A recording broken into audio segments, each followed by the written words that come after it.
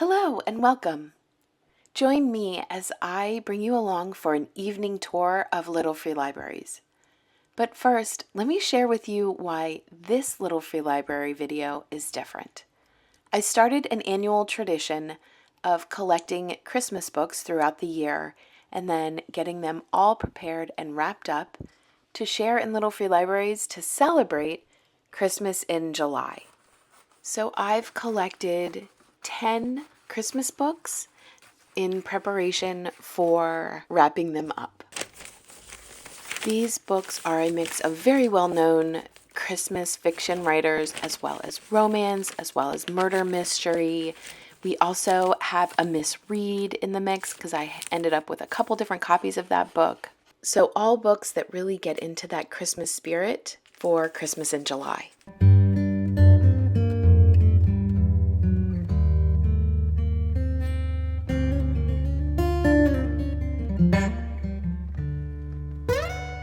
My summer days are packed, so I often find myself utilizing the periphery of the day. So early mornings were my wrapping time, and I really wanted this to feel like a blind date with a book. So it was wrapped up, you weren't sure what it was. You could tell because I'm writing Christmas in July on the cover that Christmas is the main theme of it.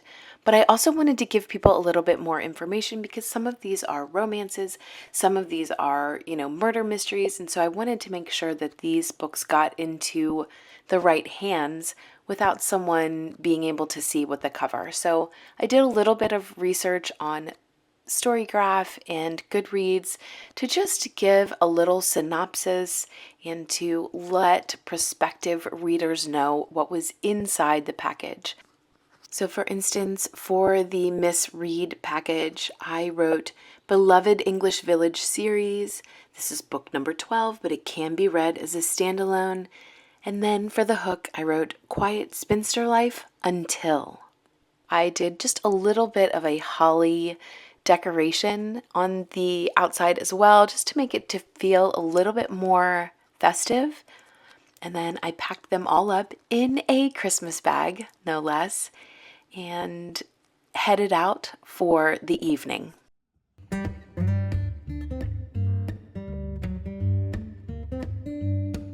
Our first Little Free Library that we are going to visit together was just set in this beautiful neighborhood. It had this wild, untamed garden setting, and I also loved the flagstone walkway. This one was actually packed. It even had some of the same books in it. So again, I know I've talked in my other videos about the need for kind of cleaning out and culling Little Free Libraries and how I feel like I should help with that, but then also not wanting to step on toes. There was this adorable Maya Angelou quote book.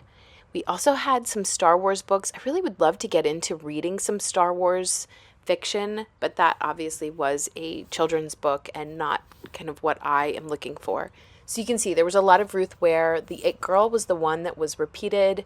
We also had Nothing to See Here. I have seen this. This is by Kevin Wilson. I've seen this before in Little Free Libraries and haven't grabbed it. Let me know if I should. Then there was also One Perfect Couple. I have not also read any Ruth Ware. I feel like I would be nervous to. Here is one of the books in the Sisterhood of the Traveling Pants series.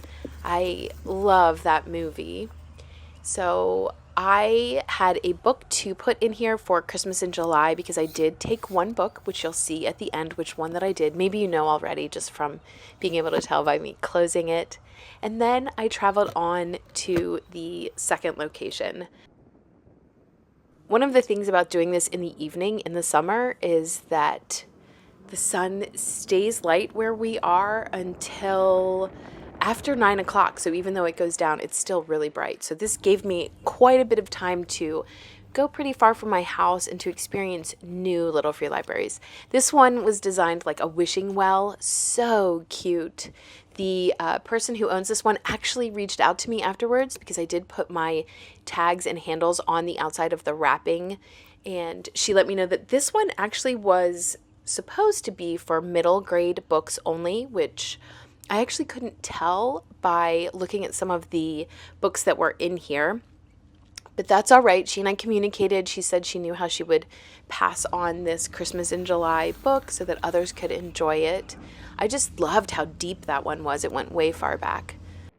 And then on to the third Little Free Library, which actually had quite a variety of books in it. I'm always really pleased to see different genres and different types of books that are in the Little Free Library so that you can get a broad exposure to different books. So we had romance novels in this one. We also had beach reads.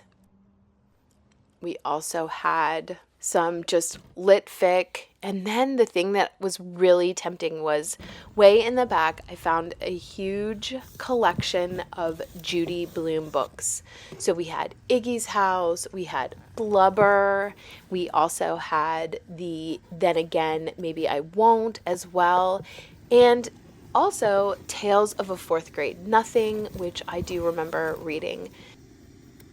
These are books that I decided to leave here simply because I don't think my kids they're past the age of reading Judy Blume, and so I left them there. But what a great collection. Somebody who's looking for middle grade books definitely would find a boon there. So I left my Christmas in July book in that Little Free Library as well and continued on to the fourth one. By this time, I think the sun was starting to set. It was getting really low in the sky and still feeling pretty hot, but definitely giving that golden hour feel, which I just love so much in the summer. So this Little Free Library was way out in the country.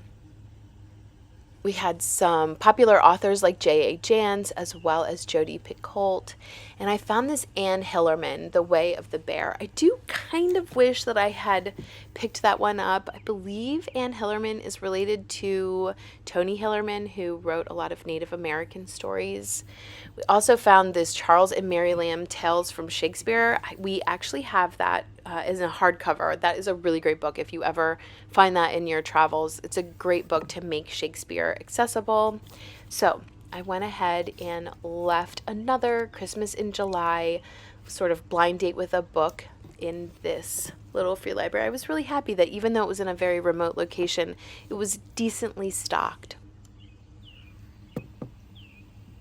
And then we come to our fifth Little Free Library. I loved the paint job in this, the pink and purple, just so bright and just felt very much like a Little Free Library that would attract young people. In this one, I found a Debbie Macomber Christmas book, much along what I've been doing. And then I also found Fever, which is a true historical fiction story by Laurie Anderson. Really great story. So I left actually a 3-book stack in there. I had 3 Christmas books that were part of a series, and I went ahead and just put them together so that if you got it, I didn't want to leave one in the series that was further along, so I just figured I would just wrap them all up together. I like to say with Little Free Libraries that one of the things I love the most about going to a new area and exploring Little Free Libraries is just seeing new sights, and this graveyard and beautiful church was just so stunning. And then came to the next Little Free Library. You can see right away that Alan Levy's debut novel is in there, which is Theo of Golden. We also had Cheryl Strayed's Wild, which I have read but do not have on my shelf. I think I maybe listen to it as an audiobook. This bed and breakfast book seemed so intriguing. I loved the cover on it, and I definitely was tempted by it. It turns out that I decided not to get this one, but I just thought that this cover looked so intriguing. I think it was a mystery. So I did not take it, but I did take another one. Again, you can probably tell which one. So I left my Christmas in July book, and since there was room for a second one, I went ahead and left a second one.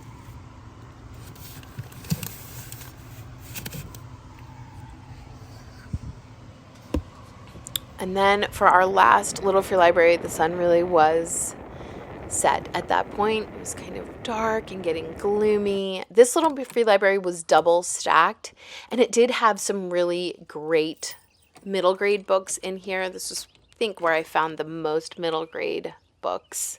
Walk Toward the Rising Sun is another one that I was tempted to get. I've never read a Jack Higgins. It looks like they would be pretty interesting to read politically, and lots of action. And then I found a couple more middle grade books in this and decided that I would leave my last Christmas in July book, since I had wrapped 3 of them together previously. This was actually the one that Miss Reed went into. And then I had 2 more books in my car that I had, which was Nathaniel Hawthorne's Scarlet Letter, as well as The Murder at Northanger Abbey, which we read for the Cozy Reader Book Club, which I wanted to pass on because it wasn't my favorite, but certainly worth time for someone to read. Okay, let's turn on the light. Hopefully you can see me okay. I have my haul from this evening here. So, in no particular order, it's just how they got thrown in the bag. I, first of all, grabbed The Trumpet of Terror. This is a choose your own adventure. I typically like to get the choose your own adventures that are like original from the 80s.